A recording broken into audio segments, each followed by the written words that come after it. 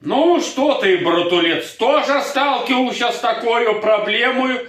Твоя жонка постоянно говорит, что ей болит голова. Нахуй тебе такая жонка? Вы ложитесь в любовное ложе, в отпочивальню, и на тебе заявляй, отвернулась с ранчелем, и у ей болит голова. Нахуя на тебе?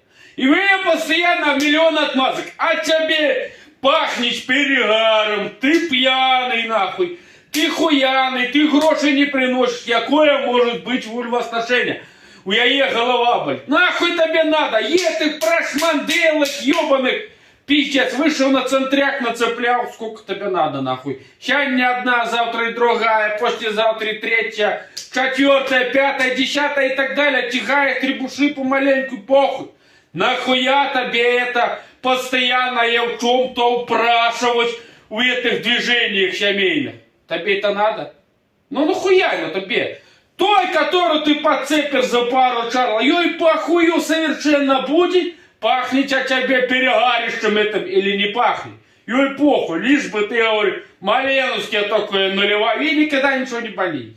Ни голова, ни спина, ни рука, ни температура, ничего, ни кашель, ни плохо себя чувствую, я заморилась на работе там или что далее. Похую, что хочешь, то и роби. А эту надо и к этой стороне, и к той подычить, и так, и сяк, и это. Нахуй тебе такая жонка. Выгони из хаты, джаржилый хак, братулец.